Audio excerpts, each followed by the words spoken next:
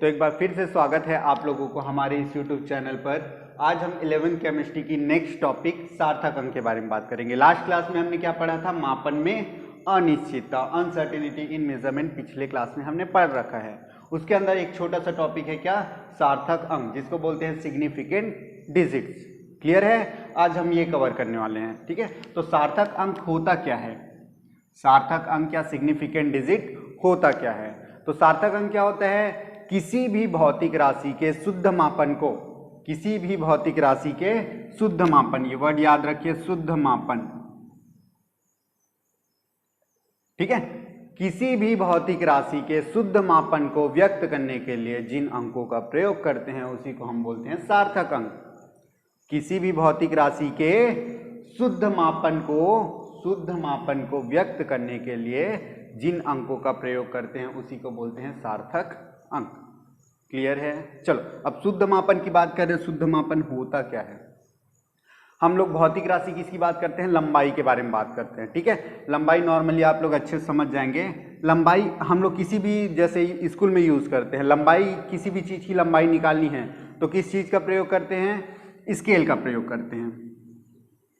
ठीक है, स्केल में क्या चीज निकलता है? अगर किसी भी चीज का इसका लेंथ निकालने बोल दो, ये पेन का लेंथ निकालो करके, ठीक है, तो क्या निकाल पाएंगे इसमें? कहाँ तक निकाल पाएंगे, कितना एग्जैक्ट निकाल पाएंगे, कितना शुद्ध होगा इसका मापन, वो देखते हैं। ठीक है, तो इसका हम लोग क्या बोलेंगे? 8.5 सेंटीमीटर, अराउंड 8.5 सेंटीमीटर। ठीक है, स्केल से अगर निकाल रहे हैं तो यहाँ पास क्या मिलेगा? 8.5 सेंटीमीटर। इससे आगे और निकाल सकते हैं क्या? पॉइंट के बाद फर्स्ट डिजिट ही निकाल सकते हैं, दूसरा डिजिट निकाल सकते हैं क्या? दूसरा अंक निकाल सकते हैं क्या स्केल से?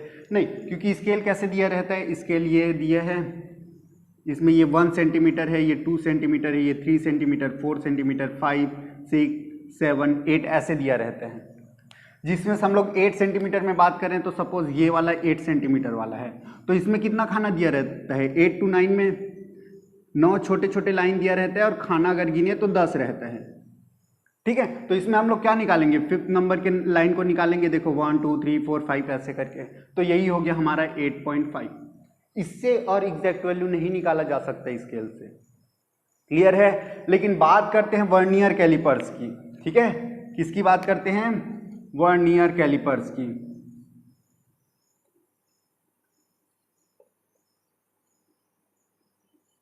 वर्नियर कैलिपर्स की। ठीक है, किसकी बात करते हैं? Vernier callipers. ठीक है, आप 9th 10th 11th 12th में होंगे तो आप वर्नियर कैलिपर्स देख चुके होंगे। ये भी एक लंबाई या फिर किसी चीज की चौड़ाई या फिर गहराई मापने के लिए काम आता है। ठीक है, चलो, तो वर्नियर कैलिपर से अगर इसी पेन का अगर लेंथ निकालूं तो मुझे पॉइंट के बाद 2 डिजिट पता चलेगा। ये वर्नियर कैलिपर्स की खासियत है। क्लियर है? स्केल में कितना डिजिट पता चलता है? पॉइंट के बाद केवल 1 डिजिट। यहां पास इस पेन का आया था स्केल से कितना? 8.5 आया था, वही यहां पास आ जाएगा क्या? 8.54। 1 डिजिट और आ जाएगा। ठीक है, इस पेन की कितनी आ जाएगी? वर्नियर कैलिपर्स का 8.54 सेंटीमीटर। मतलब यहां पास क्या दिखाई दे रहे हैं? देखो, इसको अच्छे से बनाते हैं। सपोज यहां पास खाना ये 8 का है और ये 9 का है। पीछे प्रीवियस भूल जाओ, अभी सपोज करते हैं ये 8 है और ये 9 है। ठीक है, ये वाला 8 सेंटीमीटर, ये 9 सेंटीमीटर है, तो हमको 8.5 कहां पास मिलता है? इसमें छोटा छोटा से खाना करते हैं, ये 10 खाना हो गया, तो 8.5 कहां पास मिलता है? ये 8.5 वाला, ये बड़ी वाली लाइन दिख रही है ना, ये 8.5 का है, इसमें 5 लिखा है। उसके जस्ट बाद वाला लाइन क्या है? ये वाला लाइन क्या है? ये छोटू सा लाइन जो दिख रहा है वो 6 का है। ठीक है, तो हम लोग बात करते हैं 8.5 से, ये देखो थोड़ा सा आगे आ गया, तो यहाँ पास ये छोटा सा जो स्केल है ना, ये 5 और 6, इसके बीच में भी लाइन बनाना है, जो यहाँ पास स्केल में नहीं बना सकते हैं। 9 ही लाइन बनाना होगा 5 और 6 के बीच में, तो वो 9 लाइन कहाँ पास दिखेगा? वो दिखते हैं वर्नियर कैलिपर्स में। ठीक है, तो ये वाला अगर लाइन को बाहर निकाले, ये छोटा सा 5 और 6 को यहाँ पास, तो ये कैसे दिखेगा? ये हो गया 8, तो ठीक है, 8 पॉइंट में क्या था? ये 5 है, और ये वाला उसके नेक्स्ट वाला क्या हो जाएगा? 6 हो जाएगा। देखो किसको देखें, 8.5 कहाँ पास निकाले थे, ये निकाले थे, तो ये 8.5 हो गया, ये लिखा हूँ। उसके जस्ट वाला छोटू वाला लाइन है, वो वाला क्या हो जाएगा, 8.6 हो जाएगा। ओके, तो स्केल से क्या निकला, 8.5, जो कहाँ पास था, ये 8.5। अब बारी आती है एक वर्नियर कैलिपर्स की, तो ये 5 और 6, 8.5 और 8.6 के बीच फिर से 9 लाइन बनेगा, यानी 10 खाना बनेगा। इसको ऐसे दिखा सकते हैं, ये देखो, ये और ये है 8.5 और ये है 8.6। क्लियर है, यही दोनों लाइन को, ये जो 5 और 6 दिख रहे हैं ना, उसी को हम लोग बोले हैं 8.5 और 8.6, जो वर्नियर कैलिपर्स में फिर से एक्सपेंड हो जाता है, बड़ा हो जाता है, और उसके बीच में फिर से 9 खाना आ जाता है। 1 2 3 4, ये 5 6 7 8 और ये 1 9।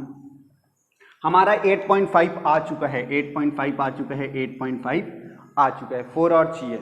तो वर्नियर कैलिपर्स में फिर से 8.5 और 8.6 के बीच में 10 खाने होते हैं। तो 10 खाने, इसको पहला वाला 1 2 3 4 5 6 7 8 9 और लास्ट वाला 8.6। 8.54 कहाँ मिलेगा, 8.5 आ गया है, नेक्स्ट डिजिट क्या है, 4। तो 4 को देखते हैं, 8.51 8.52 8.53 ऐसे करके आएगा। तो 54 कहाँ मिलेगा, 8.54, ये वाला लाइन मिल जाएगा हमारा। ये वाला लाइन क्या होगा, 8.54 होगा। लेकिन अब बात करते हैं किसकी, स्क्रू गेज की बात करते हैं। किसकी बात करते हैं, स्क्रू गेज की।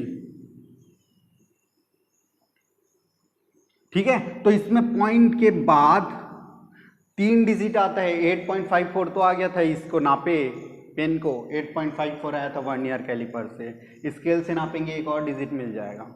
ठीक है, तो एक और डिजिट सपोज कर लेते हैं 6, ये आया होगा वर्नियर कैलिपर्स में। तो यहाँ पास क्या दिखाई दे रहा है, देखो 8.54 ये वाला लाइन है, और उसके बाद वाला लाइन क्या है, 8.55। ये दोनों लाइन के बीच में फिर से 9 खाने बन जाते हैं। ये दोनों लाइन के बीच में यहाँ पास फिर से 8.54 8.55 8.54 और 8.55 के बीच में फिर से 9 लाइन बन जाएंगे, जिससे 10 खाना हो जाएगा। 1 2 3 4 5 6 7 8, ये 9 और 2 10। क्लियर है। देखो खाने की बात करें तो खाने एक बार काउंट करा ही देता हूँ। ये पहला खाना, दूसरा, तीसरा, चौथा, पांचवा, छठवां, सातवां, आठवां, नौवां, 10वां।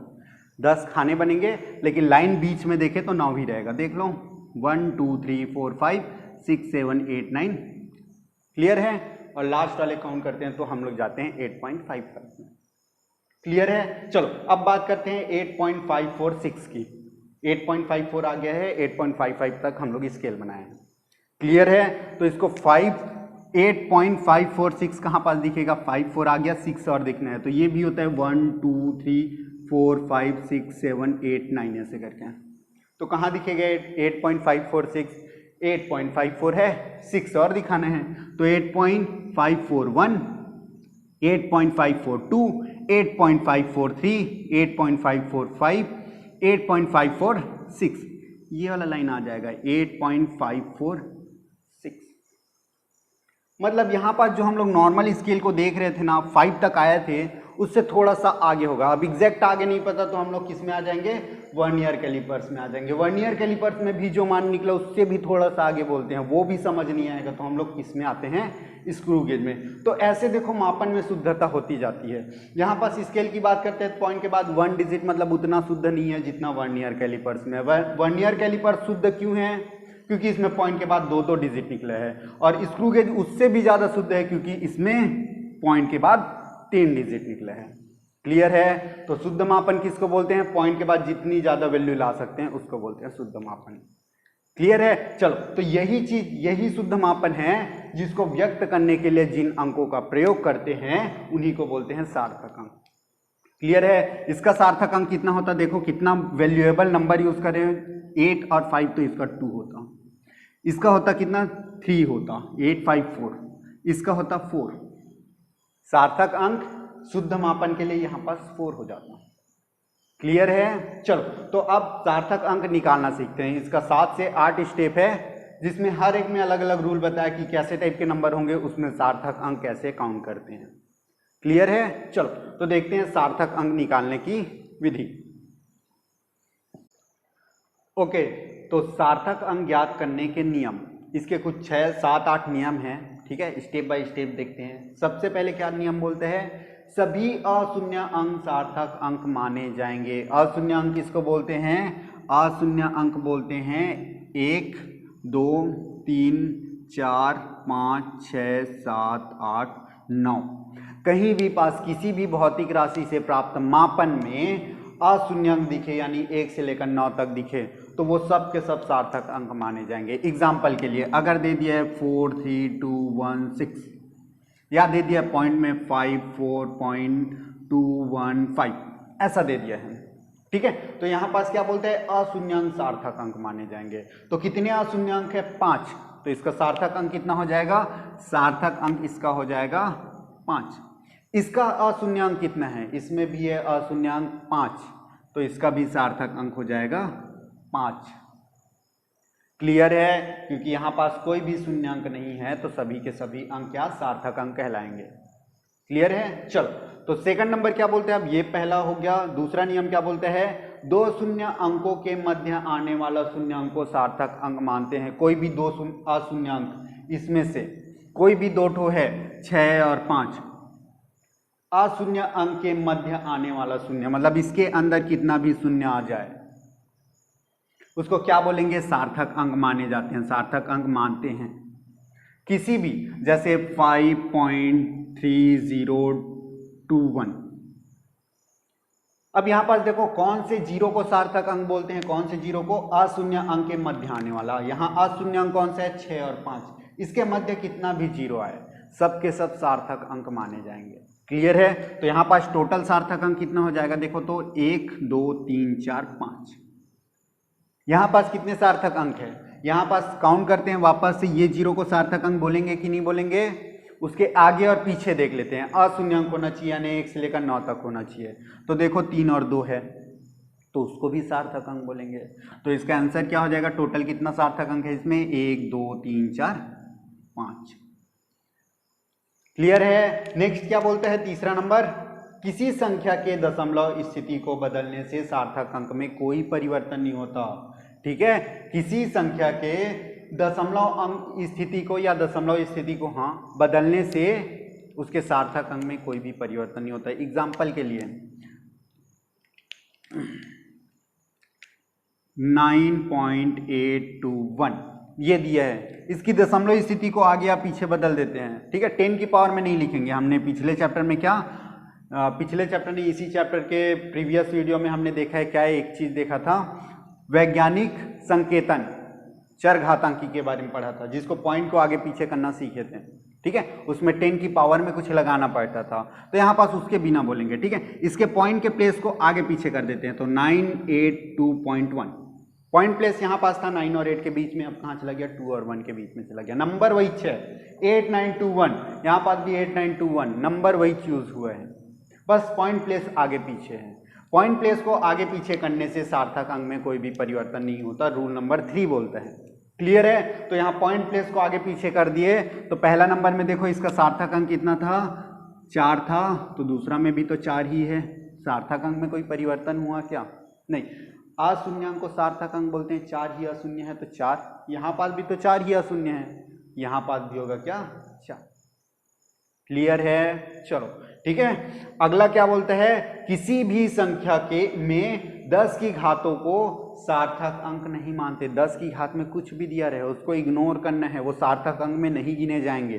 ठीक है, एग्जाम्पल के लिए ले लेते हैं क्या, 9.32 क्रॉस 10 टू द पावर 5, एक एग्जाम्पल लिए, और दूसरा ले लेते हैं क्या, 3.001 cross 10 to the power -4। Clear है, तो यहां पास क्या बोले, रूल के हिसाब से 10 की घात को सार्थक अंक नहीं मानते। 10 की घात में जो भी दिया है, 10 वाले की घात में जो भी टर्म दिया है उसको भूल जाओ, इसकी कोई जरूरत है ही नहीं सार्थक अंक के लिए। ठीक है, इन दोनों की कोई जरूरत नहीं है सार्थक अंक गिनने के लिए। बचा क्या, वो नंबर को हम प्रीवियस रूल से सार्थक अंक निकाल सकते हैं। ठीक है, अब यहां पास क्या दिख रहा है, देखो 9.32, 9.32 में सार्थक अंक सिग्निफिकेंट डिजिट क्या हो जाएगा, क्या होगा, अशून्य अंक है, तीनों के तीनों तो 3, यहां पास चेक करो, अशून्यांक 3 और 1 तो है, तो इसका 2 तो होगा ही। ये 0 को भी काउंट करेंगे क्या? रूल नंबर 2 क्या बोलते हैं? अशून्य अंकों के मध्य आने वाला शून्य। तो ये देखो 3 और 1 अशून्य अंक है, उसके मध्य में शून्य आ गया तो उसको भी काउंट करेंगे। क्लियर है? तो यहाँ पास 2 शून्य संख्या है, उसको भी सार्थक अंक में गिनेंगे। तो टोटल कितना हो गया देखो तो, 1 2 3 4। क्लियर है? हमको रूल नंबर 4 के हिसाब से 10 की पावर में कुछ भी दिया रहे, 10 की घात में कुछ भी दिया रहे, तो उसको टोटल इग्नोर कर देना है, उसकी कोई वैल्यू नहीं है सार्थक अंक के लिए। ठीक है, हम लोग केवल रियल डिजिट पे सार्थक अंक निकाल सकते हैं, 10 की पावर में नहीं। क्लियर है? चलो, तो अब इसके रूल नंबर 5 6 7 8 देख लेते हैं। ये हो गया रूल नंबर 1 2 3 4। रूल नंबर 1 बोलते हैं सभी अशून्य अंक सार्थक अंक माने जाएंगे। यहाँ पास अशून्य अंक ही दिखाई दे रहा है। दूसरा क्या बोलते हैं? 2 अशून्य अंकों के मध्य आने वाला शून्य सार्थक अंक कहलाता है। देखो 2 अशून्य अंक है, उसके बीच 0 आएगा, उसको सार्थक अंक काउंट करेंगे। यहाँ पास भी नेक्स्ट क्या बोलता है? किसी संख्या के दशमलव स्थिति को बदल देने से उसके सार्थक अंक में कोई परिवर्तन नहीं होता। देखो 9 और 8 के बीच में पॉइंट था, अब इधर 2 और 1 में आ गया। इसका भी सार्थक अंक 4 है, इसका भी 4 ही है। नेक्स्ट क्या बोलता है? किसी भी संख्या में 10 की घात को सार्थक अंक नहीं मानते। 10 की घात में जो भी दिया उसको इग्नोर करो, बाकी जो डिजिट बच गया उसमें से सार्थक अंक निकालो। क्लियर है? यहाँ पास 10 की घात में दिया उसको हम लोग इग्नोर किए, बचा डिजिट, जो नंबर बचा है वहां से हम लोग क्या निकाले हैं? सार्थक अंक, प्रीवियस रूल फॉलो करके। क्लियर है? चलो अब नेक्स्ट रूल में आ जाते हैं। ओके, तो अगला नियम क्या चीज़ है, अगला रूल क्या चीज़ है? 5वां नंबर 4 पढ़ लिए हैं। 5वां नंबर क्या है? यदि किसी भौतिक राशि के मापन से प्राप्त ऐसी संख्या, कहाँ से प्राप्त? मापन से प्राप्त ऐसी राशि जिसके अंतिम संख्या शून्य हो तो सभी दाईं ओर स्थित शून्य सार्थक अंक कहलाते हैं। दाईं ओर, राइट साइड, ठीक है, राइट साइड के जितने भी शून्य होंगे उसको हम लोग सार्थक अंक बोलेंगे। लेकिन कंडीशन क्या है? वो मापन से प्राप्त हो। मापन से प्राप्त मतलब क्या कहलाता है? भौतिक राशि हमने देखा है, ठीक है, भौतिक राशि का मापन करने के लिए कुछ इकाई होती है। जैसे मैं एक बोल दिया द्रव्यमान, किसी चीज़ के द्रव्यमान के बारे में बात कर रहे हैं। द्रव्यमान कितना? सपोज है 6400 kg। द्रव्यमान क्या है? 6400 kg। मापन से प्राप्त, मापे हैं द्रव्यमान, किसी वस्तु के द्रव्यमान को मापे हैं। क्या मापे हैं? 6400 किलोग्राम मापे हैं। ठीक है, तो ये मापन से प्राप्त है। तो मापन से प्राप्त ऐसी राशि जिसके अंतिम संख्या शून्य हो। अंतिम संख्या में देखो 2 शून्य है, तो सभी दाईं ओर स्थित, राइट साइड स्थित शून्य को हम लोग सार्थक अंक कहेंगे। ऐसे अगर रेंडमली कहीं पास 3 2 5 0 ऐसे करके दिया है, मापन से प्राप्त नहीं है, बस रेंडमली नंबर दे दिया है कि इसका सार्थक अंक निकालो, तो राइट साइड के 0 को सार्थक अंक नहीं बोलते हैं। लेकिन जब यदि मापन से प्राप्त हो, मापन से प्राप्त हो तो उसके राइट साइड के 0 को भी हम लोग सार्थक अंक बोलते हैं। ठीक है, तो इसका सार्थक अंक 2 तो था ही, अब राइट साइड के 0 को भी सार्थक अंक बोलेंगे। क्यों बोलेंगे? क्योंकि ये मापन से प्राप्त है। ये संख्या कहाँ से प्राप्त है? मापन से प्राप्त है, तो इसको बोलेंगे हम लोग 4। अब क्वेश्चन डाउट में लाने के लिए इसमें क्वेश्चन कैसे आएगा? किसी भी क्वेश्चन में सार्थक अंक निकालो करके, मापन से प्राप्त 3250 का सार्थक अंक बताओ। इसमें देखो कोई यूनिट नहीं दिया रहेगा। सपोज क्वेश्चन में दे दिया मापन से प्राप्त 3250 के लिए सार्थक अंक कितना है, तो हमको यहाँ पास क्या पता चला कि ये द्रव्यमान है, तो द्रव्यमान क्या है? मापन से प्राप्त होता है। यहाँ मात्रक भले ही न दिए रहे, लेकिन द्रव्यमान बोल दिए, मतलब ये क्या है? मापन से प्राप्त हुए, तो इसको 0 को लेंगे। सेकंड थिंग क्या बोलेगा? यहाँ पास द्रव्यमान करके नहीं बताएगा या लंबाई करके नहीं बताएगा, बोल देगा 3250 मीटर का सार्थक अंक। यहाँ मीटर लग गया, मतलब क्या? मापे हैं तब भी तो मीटर आया है ना। क्लियर है? तो मापे रहते हैं, ऐसा अगर दिखाई दे किसी संख्या में, जैसे नाम ही बोल दे कि लंबाई इतना है, द्रव्यमान इतना है, तापमान इतना है, ऐसे करके कुछ भी नंबर रेंडमली देते हैं, तो वहां पास क्या समझ आता है कि राइट साइड के 0 को हम लोग काउंट करेंगे, क्योंककि वो मापन से प्राप्त है। मात्रक भी दे दिए रहे तब भी बोलेंगे कि वो मापन से प्राप्त है, तो वहां पास हम लोग राइट साइड के 0 को, दाईं साइड के 0 को भी हम लोग सार्थक अंक बोलेंगे। यहाँ पास ये ऐसा नहीं है कि मापन से प्राप्त हुए, रेंडमली नंबर बोला हूँ। ठीक है, तो इसके सार्थक अंक क्या हो जाएंगे? राइट साइड के 0 को काउंट नहीं करेंगे तो 3 होगा। ये रूल है नेक्स्ट में। ठीक है। तो राइट साइड के जीरो कब काउंट करेंगे? जब मापन से प्राप्त हो। सामने द्रव्यमान, भौतिक राशि किसी भी नाम दे दिए रहे, द्रव्यमान, लंबाई, समय, ऐसे करके तापमान कुछ भी दिए रहे, तो उसके जीरो काउंट करना। साथ में अगर मात्रक भी दिए है तब भी हम जीरो काउंट करेंगे। क्लियर है? नेक्स्ट रूल क्या बोलते हैं, देखो ये रूल बताएगा अभी। ऐसी संख्या जो मापन से प्राप्त ना हो, यहां पास मापन से प्राप्त था, यहां पास मापन से प्राप्त ना हो बोला है, तथा जिसमें दशमलव ना हो, तो दशमलव नहीं होना चाहिए इसमें से किसी भी में। ठीक है, दशमलव ना हो तो अंतिम अशून्य संख्या के दाईं ओर स्थित सभी शून्य सार्थक अंक नहीं माने जाएंगे। जैसे कि ये वाला एग्जांपल, दशमलव संख्या नहीं होना चाहिए तो दशमलव संख्या नहीं रखते हैं। देखो लिखा है दशमलव संख्या ना हो। ठीक है, तो यहाँ पास लिख देते हैं क्या, जैसे 3 2 इस चीज को लिख लेते हैं 50। ये मापन से प्राप्त नहीं हुआ है, तो इसको हम लोग दाईं ओर स्थित सभी शून्य को सार्थक अंक नहीं मानेंगे। ये दाईं ओर क्या है, राइट साइड में क्या है, जीरो है, इसको सार्थक अंक में नहीं गिनेंगे। तो इसका सार्थक अंक कितना हो जाएगा, ये 3। जब दशमलव ना हो, दशमलव के लिए नीचे रूल है, ठीक है, दशमलव के लिए नीचे रूल है। दशमलव नहीं दिख रहे, यहाँ पॉइंट नहीं दिख रहे कहीं भी पास, और पॉइंट नहीं दिखे और राइट साइड जीरो हो, जो मापन से प्राप्त ना हो, तो उस जीरो को सार्थक अंक में नहीं गिनते। तो बच्चा क्या, 3 2 5, उसी का सार्थक अंक 3। क्लियर है? एक और एग्जांपल ले लेते हैं, जैसे क्या दिया, 2 1 0 2 2 4 0 0। ये भी मापन से प्राप्त नहीं है। अब यहाँ पास किसको लेंगे सार्थक अंक में? मापन से प्राप्त नहीं है तो राइट साइड के जीरो को भूल जाओ, तो इसकी कोई जरूरत है नहीं। इस जीरो को काउंट करेंगे कि नहीं करेंगे? रूल नंबर दूसरा में हम लोग पढ़े थे, दो अशून्य अंक के बीच में अगर शून्य हो तो वो सार्थक अंक होते हैं, तो काउंट करेंगे इसको। क्लियर है? तो टोटल कितना संख्या हो गया यहाँ पास, 1 2 3 4 5 6, 6 सार्थक अंक हो गए इसका। क्लियर है? अब लास्ट रूल, यही वाला बता रहे कि राइट साइड जीरो हो। यहाँ पास भी राइट साइड जीरो के बारे में पढ़े, इसमें भी राइट साइड जीरो, इसमें भी राइट साइड जीरो पढ़ेंगे। मापन से प्राप्त हुआ था, मापन से नहीं हुआ था, अब दशमलव वाला बात आएगी। ठीक है, देखो किसी दशमलव संख्या में दशमलव के बाद अशून्य संख्या के दाईं ओर, मतलब राइट साइड कोई भी अशून्य अंक है और उसके और राइट साइड में और जीरो हो। एग्जाम्पल ले लेते हैं, एग्जाम्पल से अच्छे से समझ आएगा।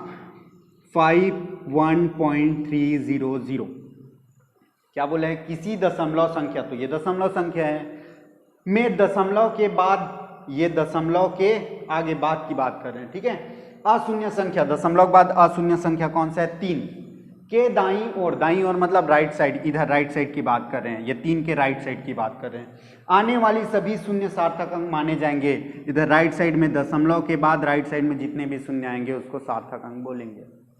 क्लियर है? तो यहाँ पास देखो, ये अशून्य अंक के बाद इधर 2 और जीरो है, इसको भी सार्थक अंक बोलेंगे। तो टोटल इसका कितना हो जाएगा सार्थक अंक, 1 2 3 तो होगा ही, लेकिन दशमलव के संख्या के बाद जीरो है, इसीलिए इन दोनों को भी काउंट करेंगे, तो टोटल हो गया 5। क्लियर है? तो ये टोटल 7 रूल होते हैं सार्थक अंक ज्ञात करने के लिए। ठीक है, स्टेप बाय स्टेप आप एक बार देखिए वीडियो, 2 बार देखिए, समझ नहीं आया 3 बार देखिए, लेकिन इसमें हर एक रूल में कुछ नया चीज है। ठीक है, जैसे यहाँ पास राइट साइड के जीरो को कब काउंट करते हैं, ये तीनों रूल में दिखाई दे रहे हैं। राइट साइड के जीरो, दाईं तरफ के जीरो को कब काउंट करते हैं, जब वो मापन से प्राप्त हो या उसमें दशमलव संख्या के बाद कोई अशून्य अंक के दाईं तरफ, मतलब राइट साइड हो। ठीक है, ध्यान से पढ़िए इसको तो अच्छे से समझ आ जाएगा। क्लियर है? तो आप ये पूरा का पूरा 7 पढ़ लीजिए, उसके बाद मैं कुछ क्वेश्चन लिख देता हूँ, उसको आप बना लेना, देखना कि बनता है कि नहीं बनता है करके। क्लियर है? चलो ओके, तो ये कुछ क्वेश्चंस हैं जिसके सार्थक अंक आपको निकालने हैं। क्लियर है? ये आप निकाल के देखना आपसे बनता है कि नहीं। क्लियर है? अगर बन जाता है तो बहुत अच्छी बात है, आप अच्छे से समझें। क्लियर है? चलो, तो सबसे पहले क्वेश्चन क्या है, 37.300, 33.000, 1500, 8.0806, 347100, 9810 kilometre, 0.031 cross 10 to the power 2, 31.0 cross 10 to the power 5, 0.056 kilometre, 9.810, 320 ग्राम। ठीक है, तो इसमें आप पूरा 7 रूल आप अच्छे से पढ़ लीजिए। उसके बाद देखिए कि ये आपसे निकलता है कि नहीं। ठीक है, क्वेश्चन आता है 1 मार्क्स के लिए। क्लास 11 केमिस्ट्री में 1 मार्क्स क्वेश्चन पूछे जाएंगे कि इसका सार्थक अंक निकालो या इसका निकालो करके। सेम टाइप 2 क्वेश्चन दे दिया रहेगा, मतलब रेंडमली कोई भी 2 क्वेश्चन, और 1 मार्क्स के लिए 2 मार्क्स के लिए आ सकता है कि इनमें आप सार्थक अंक निकाल लिए। तो ज़्यादा कुछ नहीं है, बस 7 रूल पढ़िए और उससे ये पूरा सब के सार्थक अंक आप निकालना सीख जाएंगे। क्लियर है? ठीक, तो आज के लिए इतना ही करते हैं। नेक्स्ट हम लोग पढ़ेंगे रासायनिक संयोजन के नियम। अगली क्लास में हम लोग पढ़ेंगे रासायनिक संयोजन के नियम, जिसमें 5 नियम हैं। ठीक है, चलो, तो आज के लिए बस इतना ही। ठीक है।